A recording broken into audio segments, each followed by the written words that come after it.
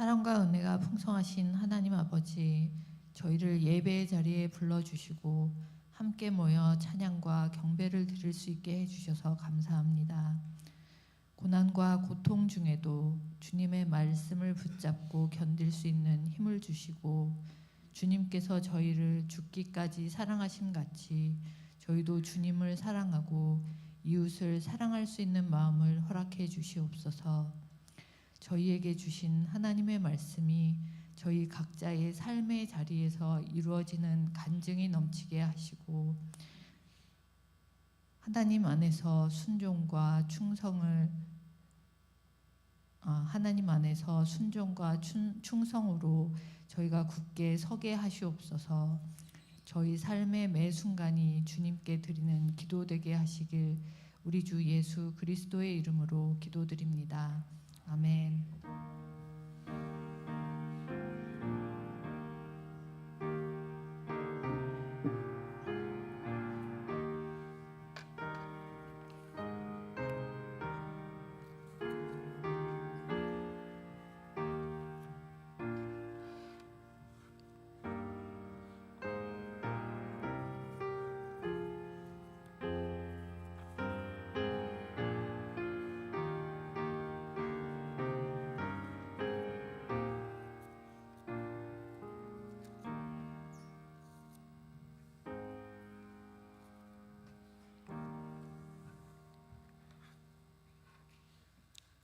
하나님 말씀 신명기 20장 1절에서 9절입니다. 이 말씀은 구약 성경 292쪽에 있습니다.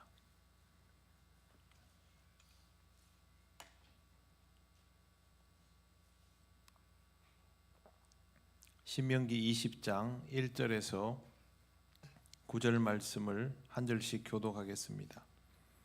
내가 나가서 적군과 싸우려 할 때에 말과 병거와 백성이 너보다 많음을 볼지라도 그들을 두려워하지 말라. 애굽 땅에서 너를 인도하여 내신 내 하나님 여호와께서 너와 함께 하시느니라.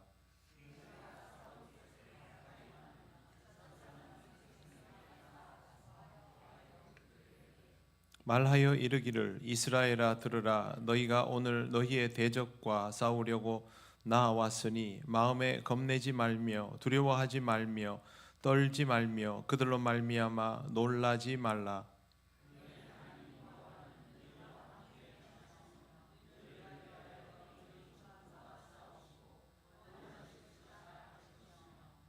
책임자들은 백성에게 말하여 이르기를 새 집을 건축하고 낙성식을 행하지 못한 자가 있느냐? 그는 집으로 돌아갈지니 전사하면 타인이 낙성식을 행할까 하노라.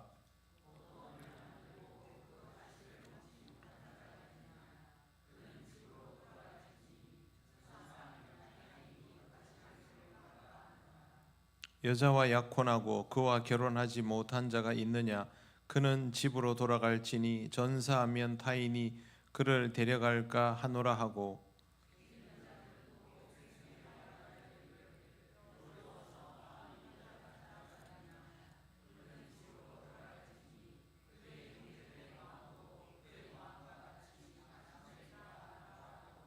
같이 읽겠습니다. 백성에게 이르기를 마친 후에 군대의 지휘관들을 세워 무리를 거느리게 할지니라.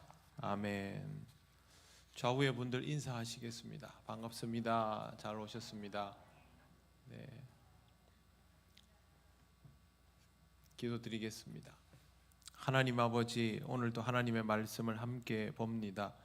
광야에서 하나님께서 주신 말씀을 들은 이스라엘 백성과 같이 우리 앞에 여정을 두고 이 말씀을 들으며 깨닫기를 원합니다. 성령께서 우리를 인도하여 주옵소서. 예수님 이름으로 기도드립니다. 아멘. 네, 이스라엘이라는 민족이 가나안 여정에 이르면서 군대도 편성하고 이제 본격적으로 전쟁을 앞두고 있습니다. 그런데 이 상황에서 우리가 알아두어야 할 사실이 있습니다. 이스라엘 군대가 정규군이 아니라 민병대 수준이라는 것입니다.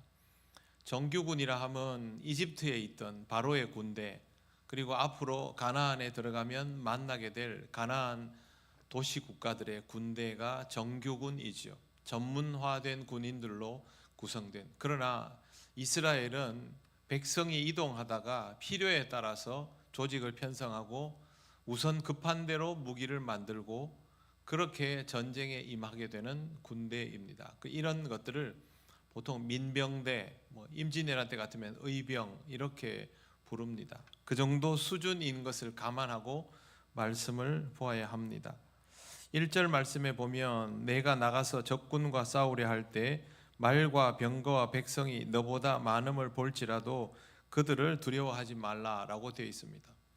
당연하게 적군이 우세이다라는 걸 전제하고 있습니다.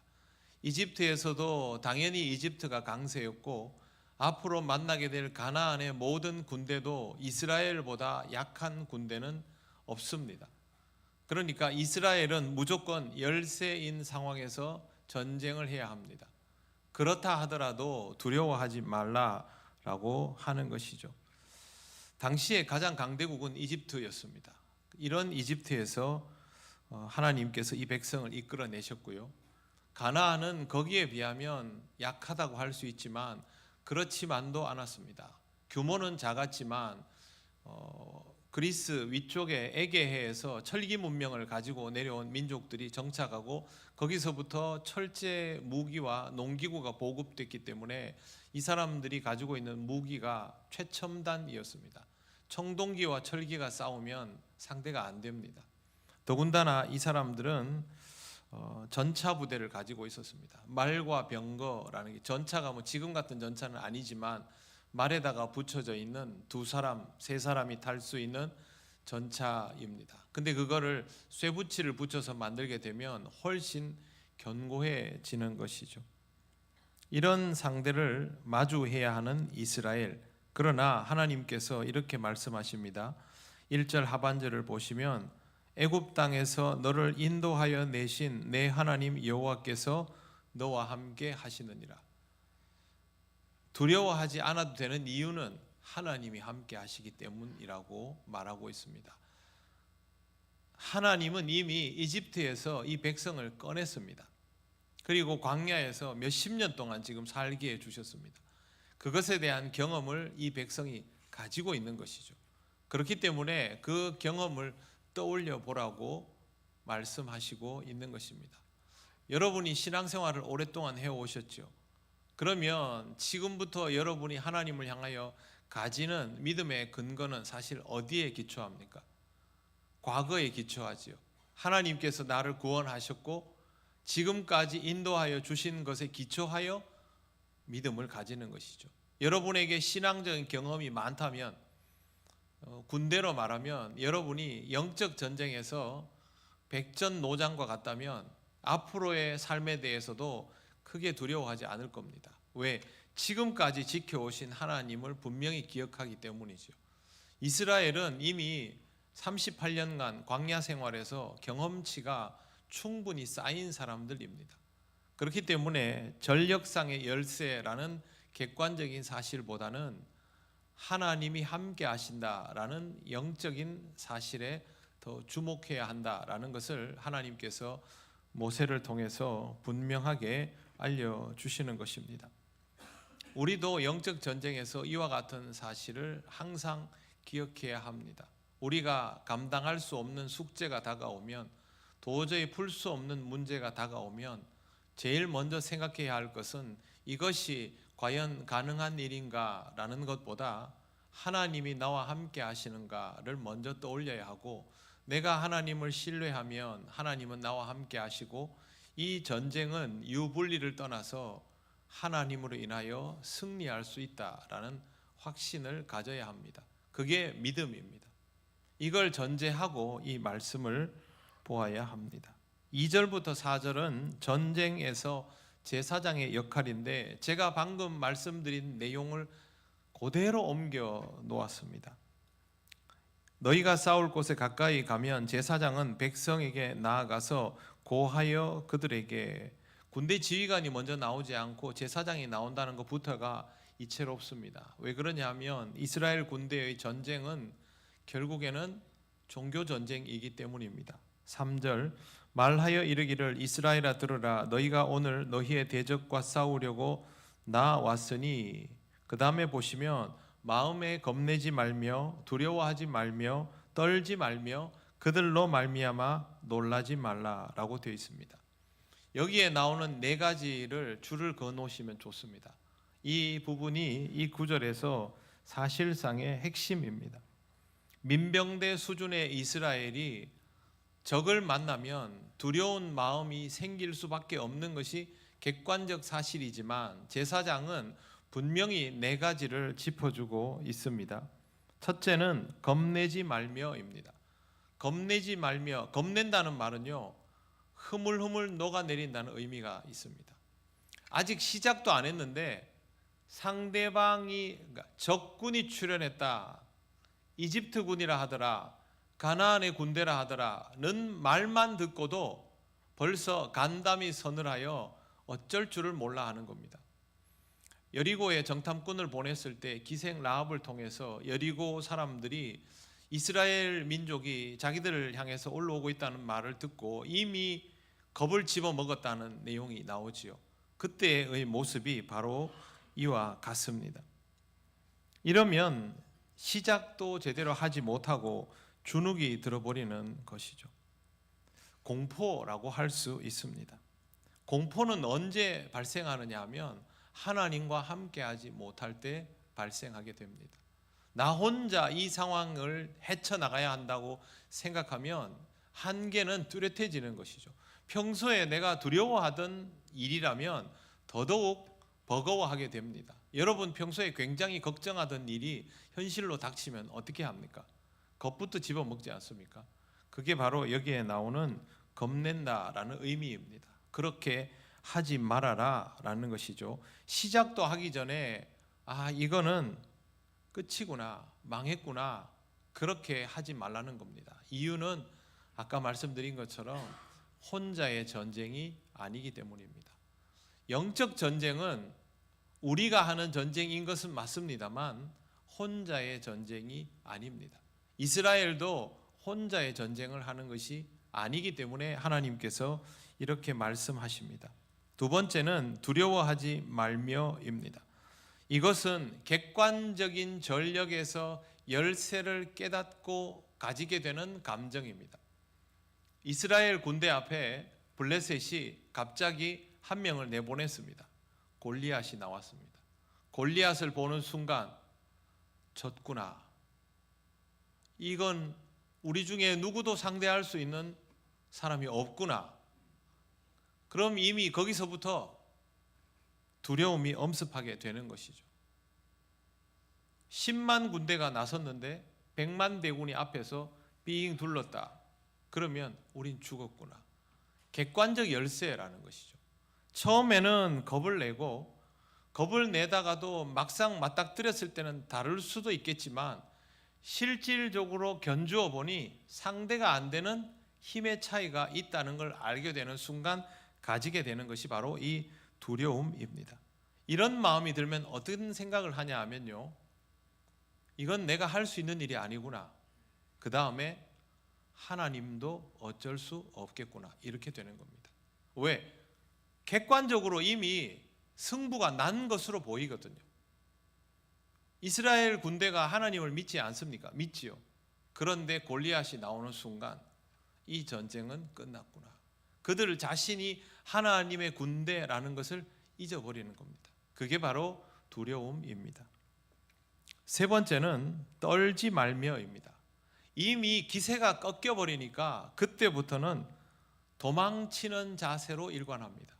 여러분 권투나 격투기 할 때 실력이 안 된다 싶으면 한쪽이 어떻게 합니까? 그래도 뭐 좀 맷집이 되면 가드를 올리고 이러고 그냥 구석으로 계속 밀려납니다. 이것도 안 되는 사람은 계속 도망만 칩니다.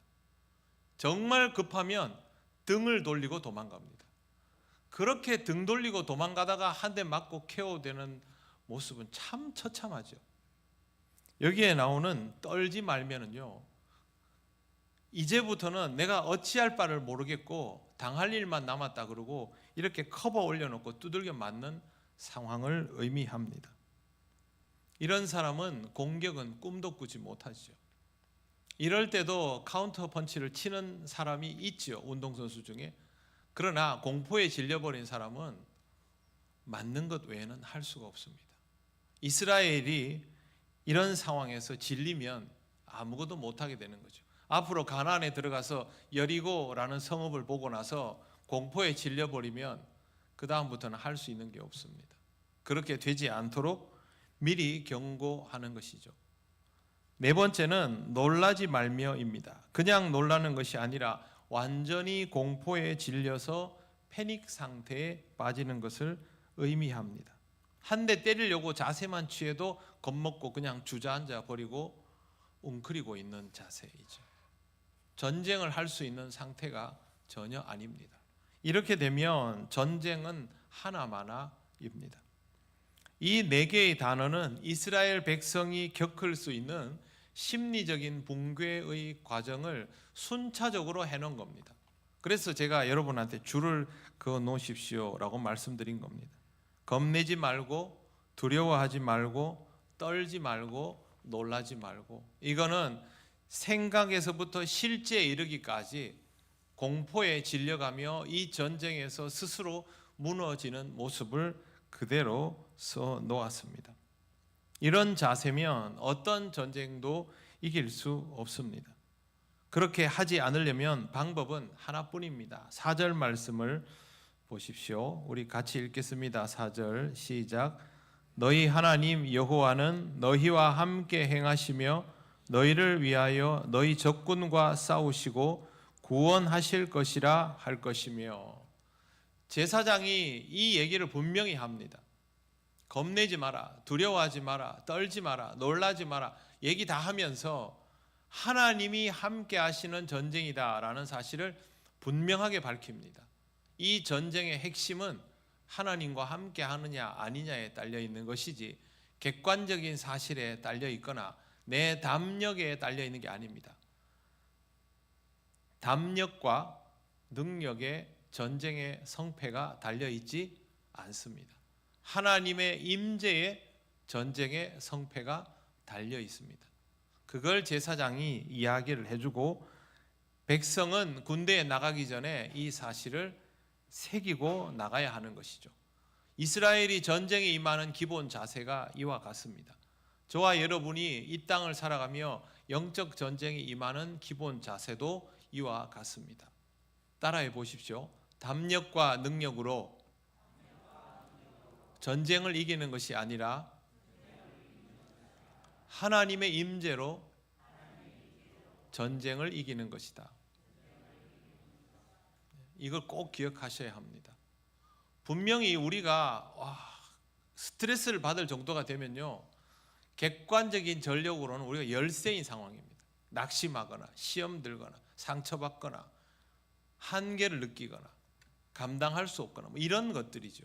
그때 내 능력이 이걸 할 수 있을 것인가? 내가 이걸 감당할 만한 담력이나 내구력이 있을 것인가? 그걸 생각하지 마시고 하나님이 나와 함께 하신다를 먼저 생각하셔야 됩니다. 그게 안 되면 이 모든 것이 다 무너집니다. 우리의 믿음으로 이 전쟁에 임할 수 있습니다. 다윗이 골리앗을 마주했던 그 장면은 인류의 역사에 단 한 번뿐인 기적적인 장면이 아니라 하나님을 믿는 자가 항상 기억해야 할 신앙적인 패턴입니다. 우리가 다윗일 수 있다는 것, 우리가 다윗이어야만 이 땅에서 영적 전쟁에서 지지 않는다는 것, 그걸 여러분 꼭 기억하시기 바랍니다. 이어지는 5절의 말씀부터는 책임자가 할 일에 관한 것인데요, 내용이 굉장히 흥미롭습니다. 뭐냐 하면 병력 면제자에 관한 내용입니다. 전쟁이라 하면 당연히 총동원령이 내리지 않습니까? 전시가 되면 계엄이 선포되죠. 그러면 동원령이 내립니다. 예외 없이 다 징집돼야 됩니다. 그런데 지금 이스라엘이 전쟁을 앞두고 있죠. 그럼 이제부터는 전시 상황입니다. 전시 상황인데도 불구하고 이스라엘은 굉장히 특이하게 병역 면제에 대해서 모세가 아주 상세하게 설명을 합니다. 5절부터 보십시오. 책임자들은 백성에게 말하여 이르기를 새 집을 건축하고 낙성식을 행하지 못한 자가 있느냐? 그는 집으로 돌아갈지니 전사하면 타인이 낙성식을 행할까 하노라. 집을 지었으면 군대를 안 가도 되는 겁니다. 낙성식 하기 때문에. 이게 무슨 의미냐면 이스라엘 사회에서는 자기가 돈을 벌어서 집을 짓는 게 하나님 앞에서 이를테면 인정받는 절차입니다. 내가 집을 지을 수 있게 되었다. 하나님이 나의 경제 활동을 인정해 주셨다라는 의미가 있어서 이 집 짓고 하게 되는 낙성식이 아주 큰 의미가 있습니다. 인생에 있어서 굉장히 중요한 두세 가지 행사 중에 하나에 낙성식이 들어가는 거죠. 결혼식, 낙성식 이렇게 들어갑니다. 그래서 이 낙성식이 중요하기 때문에 낙성식을 앞두고 있는 사람이 집 다 짓고 이제 이 축하 기념식만 하면 되는데 이거 앞두고 있는 사람은 징집되지 않습니다. 고향 앞으로 돌아갑니다. 그게 첫 번째이고요. 두 번째는 포도원을 만들고 그 과실을 먹지 못한 자가 있느냐? 그는 집으로 돌아갈지니 전사하면 타인이 그 과실을 먹을까 하노라. 이거 보면서 포도 농사 하다가 군대에 끌려갈 수도 있지라고 생각할 수 있잖아요. 그런데 이스라엘은 포도를 심으면 3년 동안은 먹지를 못합니다. 3년 동안은 먹지 못하게 돼 있습니다. 4년 차가 되면 거룩한 것으로 구별해서 하나님께 드립니다. 5년 차에 포도를 먹을 수 있습니다. 4년 동안 열심히 농사 짓고 5년 차가 돼가지고 이제 포도 수확을 해가지고 본격적으로 먹겠구나 하는데 전쟁이 터져서 징집됐단 말이죠. 그러면 안 가도 됩니다. 이게 이스라엘 법입니다. 그래서 그냥 1년 해마다를 얘기하는 것이 아니라 우리도 사과 농사하면 몇 년 못 먹는 것처럼 방식은 다르지만 이스라엘은 3년간은 먹지 못하고 4년째는 하나님께 바치고 5년 차가 되면 먹을 수 있는데 이 사람이 전쟁 나가서 죽어버리면 못 먹잖아요. 그래서 고향 앞으로 병역 면제가 됩니다. 그 다음 7절을 보시면 여자와 약혼하고 그와 결혼하지 못한 자가 있느냐? 그는 집으로 돌아갈지니 전사하면 타인이 그를 데려갈까 하노라 하고, 이스라엘은 약혼을 하는 것이 혼인신고의 법적 효력을 가집니다. 약혼이 곧 결혼입니다. 근데 결혼은 뭐냐 하면 실제로 같이 사는 겁니다. 같이 살면서 가족을 꾸려나가고 아이도 놓고 이러면서 이제 정식 가정이 되는데, 약혼을 했기 때문에 사실상의 부부가 되었음에도 불구하고 함께 살지 않으면 그 집에서 아이가 태어나고 이럴 확률이 없어지지 않습니까? 그러면 나중에 군에 가서 전사를 해버리면 이 여인은 또 다른 곳으로 가야 하기 때문에 여성이 그 자주권을 가지지 못하는 시대잖아요. 누군가가 기업을 물러줘야 되니까 그렇게 하지 않으려면 어떻게든 애를 낳게 해줘야 되는 겁니다. 그 가문이 멸족하지 않도록 하려면. 그래서 약혼을 하고 결혼을 하지 않은 사람도 군대에 가지 않고 빼줍니다. 어떠십니까? 현대법이랑 비교하면 어떨까요? 우리가 더 엄합니까? 이게 더 엄합니까? 우리가 좀 더 엄한 것 같은 느낌이 들지요. 여기 또 더구나 지금 전시를 앞두고 있지 않습니까? 제가 그래서 찾아봤습니다. 이 당시에, 이 전후에 이 지역의 역사에서 징집법이 어떤가를 찾아봤는데 같을까요? 다를까요? 다릅니다. 주변 국가들은 법전에 다 뭐가 있나 하면 어떻게 하면 탈영병을 막을까? 어떻게 하면 동원령을 더 확실하게 할 수 있을까? 그런 법은 있어도 이스라엘이 하나님께서 이스라엘 백성에게 제정해 준 이런 식의 이 관용적인 법은 없습니다.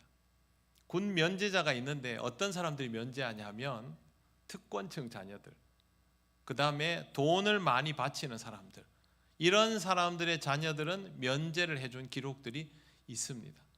그런데 이스라엘처럼 너는 결혼을 했지? 집으로 돌아가. 낙성식을 해야지. 얼마나 중요한데 집으로 돌아가. 농사 짓느라고 몇 년 동안 얼마나 고생했어. 집으로 돌아가. 이런 건 없습니다. 예. 지금이 더 엄하죠. 지금은 다 강제징집입니다. 네. 실제로 이때가 아닌 이후에 이스라엘이 시스템이 바뀝니다. 왜 바뀌냐 하면 왕이 욕심이 난 거예요. 왕의 권력을 가지고 나라를 꾸려가려고 하니까 이게 이 정도로 하면 위험하다고 생각한 겁니다. 그래서 나중에 왕들이 자주적으로 여기에서 징집법을 강화해 들어가면 주변 국가들처럼 되는 겁니다. 근데 최초에 하나님께서 모세를 통하여 주신 방식은 이게 아닙니다. 그것뿐만이 아닙니다. 8절 말씀 보십시오. 8절 말씀 한번 같이 읽어보겠습니다. 책임자들은 또 백성에게 말하여 이르기를 두려워서 마음이 허약한 자가 있느냐? 그는 집으로 돌아갈지니 그의 형제들의 마음도 그의 마음과 같이 낙심될까 하노라 하고. 이게 뭡니까? 군대에 가서 전쟁을 해야 되는데 정신무장이 안 되고 심신미약인 사람, 그런 사람도 집에 보냅니다. 왜? 그 사람은 전쟁할 준비가 안 돼 있고, 이런 사람이 군대에 있으면 옆에 사람들한테도 전염되니까 안 좋다는 겁니다. 그래서 이 집에 보냅니다. 이상하지 않습니까? 민병대가 군대 규모도 상대적으로 작고 무기도 취약하고 조직력도 떨어지고 전쟁 경험도 없는 히브리 민족의 민병대가 병력을 이런 이유로 집에 돌려보내고 저런 이유로 집에 돌려보내고 심신미약도 돌려보내고, 그럼 어떻게 됩니까? 이 부분도 제가 찾아봤는데요, 다른 국가에는 군기를 강화해서 이런 거를 못하도록 엄히 다스리도록 돼 있어요. 근데 이스라엘은 이렇게 했습니다. 지금부터 3,500년 전에 이렇게 인간적인 법이 가능하기나 할까? 하나님께서 그렇게 말씀하셨기 때문에 분명히 이렇게 시행되었습니다. 9절 말씀 이제 보십시오. 백성에게 이르기를 마친 후에 군대의 지휘관들을 세워 무리를 거느리게 할지니라. 조건을 대입해서 조건에 맞지 않는 사람들은 다 되돌려 보내고 나머지들만 가지고 전쟁을 하는 겁니다. 이렇게 하면 어떻게 안 되지 않을까? 근데 여러분, 기드온의 300용사가 어떤 군대와 맞서서 자기들 임무를 수행했습니까? 13만 5천의 미디안 군대와 맞서서, 물론 이 사람들이 13만 5천을 다 죽인 건 아닙니다. 다 죽일 수도 없습니다. 그러나 하나님은 기드온의 300용사를 들어서 13만 5천의 군대를 사실상 와해시켰습니다. 성경에는 이런 장면이 많이 나옵니다. 히스기야 시대에도 그런 일들이 있었습니다. 그러면 여러분, 이게 뭘 의미할까요? 첫째, 하나님은 정의의 병을 원하십니다. 하나님이 원하시는 조건에 맞는 정의의 병력을 원하십니다. 숫자의 많고 적음이 아니라 하나님이 제시하는 조건에 맞는 군대를 원하시는 거죠. 이 군대의 특징은 뭐냐 하면 하나님으로 인하여 두려움을 가지지 않는 군대입니다. 이것이 하나님께서 여기에서 주시는 첫 번째 정의입니다. 하나님의 군대는 정예화되어야 하거든요. 왜 이게 가능하냐 하면, 여러분, 이 전쟁의 주체가 군대입니까? 하나님입니까? 하나님이잖아요. 그래서 이게 가능한 겁니다. 다른 나라에는 이 법을 하고 싶어도 못하는 이유는 그 전쟁의 주체는 왕과 군대이거든요. 왕과 군대이면 병력을 줄일 수 없습니다. 지금 21세기도 군대는 똑같습니다. 세상이 또 바뀌고 있죠. 전부 다 무기를 증대하고 있죠. 모병제를 하던 국가들도 어떤 식으로든 군대를 늘리려 합니다. 지금 어떻게 돌아갈지 모르죠. 그리고 우리나라도 군대 빼기 어렵습니다. 조건이 다 까다롭습니다. 세상의 국가는 이렇게 할 수밖에 없습니다. 그러나 하나님은 이런 거 상관없습니다.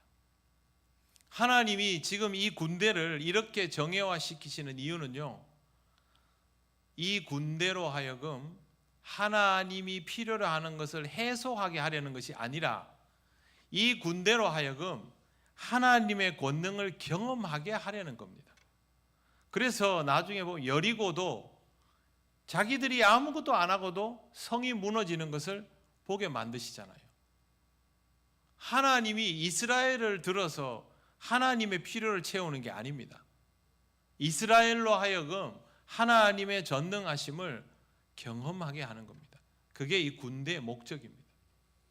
그러니 하나님은 병력을 이 조건 저 조건을 들어서 계속 줄여도 상관이 없었던 겁니다. 군대를 우리 개인에 한번 비유해 봅시다. 하나님은 우리가 어떤 것들을 구비하고 있는가에 관심 없습니다. 하나님이 우리를 하나님의 군대로, 하나님의 군사로, 하나님의 일꾼으로 사용하시는 이유는 우리의 손을 필요로 하기 때문이 아닙니다. 우리가 무기력한 상황에서 하나님의 권능을 체험하고 하나님께서 이루어 가시는 승리를 경험하게 해서 하나님이 어떤 분이신지를 깨닫게 하는 데 목적이 있습니다. 이걸 절대 오해하면 안 됩니다. 하나님이 이스라엘을 불러내시고 사용하시는 것은요, 이스라엘로 하여금 하나님을 똑바로 알게 하는 데 목적이 있습니다. 이걸 오해하면 굉장히 많은 문제들이 발생합니다. 여러분에게 있는 영적인 전쟁 쉽지 않죠. 여러분, 이게 쉬우면 전쟁이라는 단어를 쓰지 않습니다. 어려울 때 전쟁이라고 쓰죠. 전쟁은 목숨을 걸어야 합니다. 그것이 어떤 전쟁이든 전쟁은 목숨을 걸어야 합니다. 최근에 그 텔레비전에서 우크라이나 전쟁에서 잡힌 북한군 포로, 제가 보기에는 소년 같은 아이들이었는데 참 마음 아프게 본 적이 있습니다. 그 아이들은 이미 옆에서 전우들이 죽어나가는 모습을 엄청나게 봐버렸거든요. 평생 트라우마로 남을 겁니다. 전쟁은 그런 것이죠. 여러분, 전쟁이 일어나는 순간 모든 것이 다 사라집니다. 이스라엘의 전쟁은 다르겠습니까? 우리의 영적 전쟁은 어떻습니까? 우리의 영이 죽고 사느냐의 문제이겠죠. 그 전쟁에서 테스트라는 건 없겠지요. 그렇다면 하나님의 취지를 똑바로 이해해야 됩니다.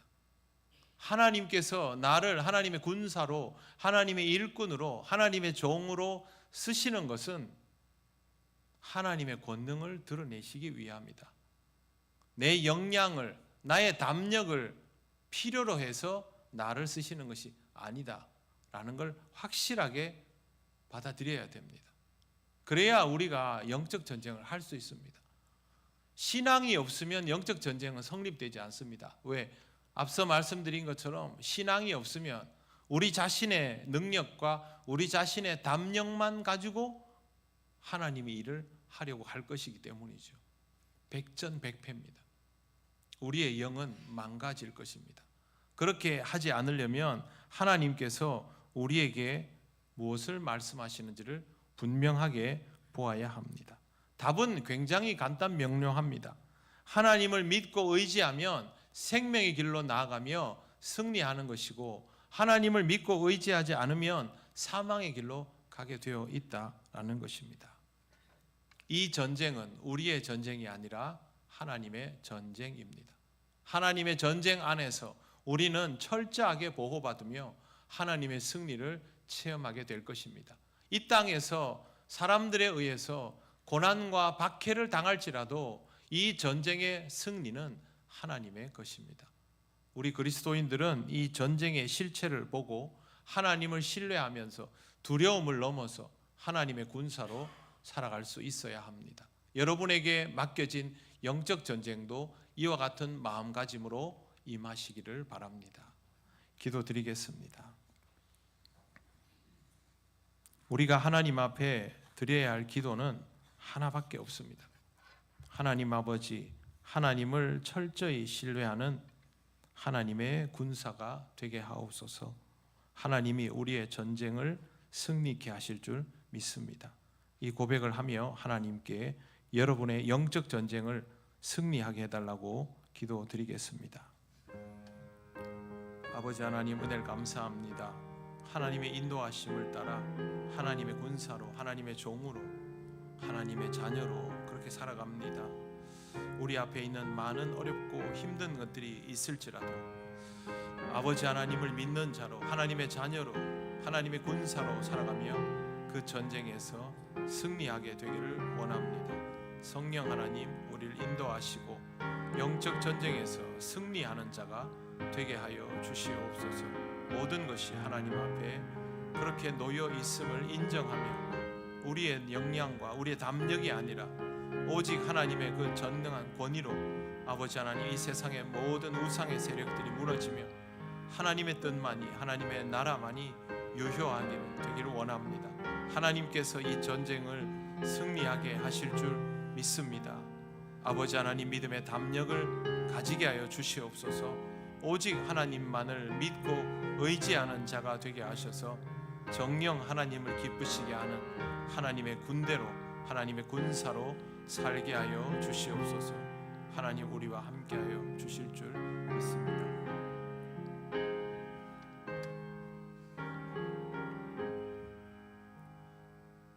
하나님 아버지, 다윗보다 더 작고 더 연약한 믿음을 가진 우리에게도 하나님, 이 말씀을 통하여 하나님을 향한 더 굳건한 확신이 있기를 원합니다. 우리의 능력과 담력으로 우리에게 주어진 전쟁에 임하지 않게 하시고 오직 하나님을 믿고 하나님을 바람을 통하여 하나님께서 허락하신 영적 전쟁에 임하도록 성령께서 인도하여 주시옵소서. 하나님께서 우리로 하여금 승리하게 하실 줄 믿습니다. 우리의 판단과 생각을 따르지 않게 하옵소서. 오직 하나님의 말씀만 의지하며 나아가게 하옵소서. 우리의 역량을 믿고 시험에 들거나 실족하는 일이 없기를 원합니다. 오직 하나님 앞에 믿음으로만 반응하며 하나님의 승리를 우리가 함께 누리고 싶습니다. 성령께서 우리를 인도하여 주시옵소서. 예수님 이름으로 기도드립니다. 아멘.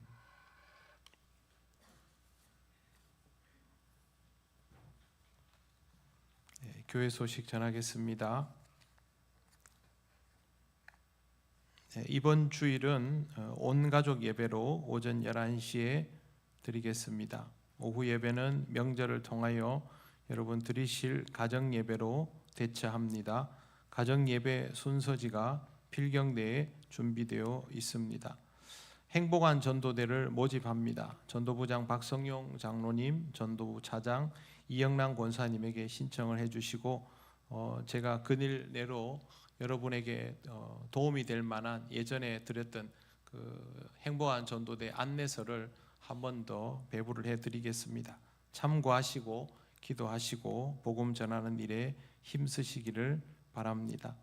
청년부 겨울 수련회가 2월 14일 토요일 오전 9시 이 교육관에서 시작됩니다. 청년부를 위해서 기도해 주시기를 바랍니다. 그리고 일주일 뒤인 21일 토요일에 아동부 겨울 성경학교가 우리 노회 연합회 주관으로 진행이 됩니다. 우리 아동부 여기에 참여하게 됩니다. 여러분 자녀나 손주들 교회 학교 성경학교에 꼭 보내어 주시기를 바랍니다.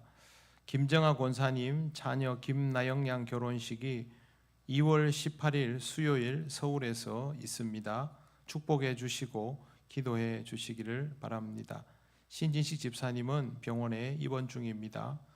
빠른 회복을 위해서 기도해 주시기 바랍니다.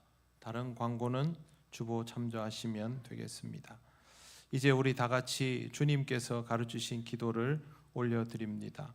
하늘에 계신 우리 아버지, 아버지의 이름을 거룩하게 하시며 아버지의 나라가 오게 하시며 아버지의 뜻이 하늘에서와 같이 땅에서도 이루어지게 하소서.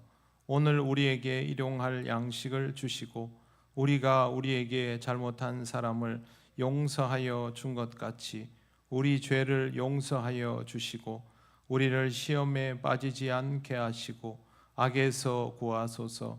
나라와 권능과 영광이 영원히 아버지의 것입니다. 아멘.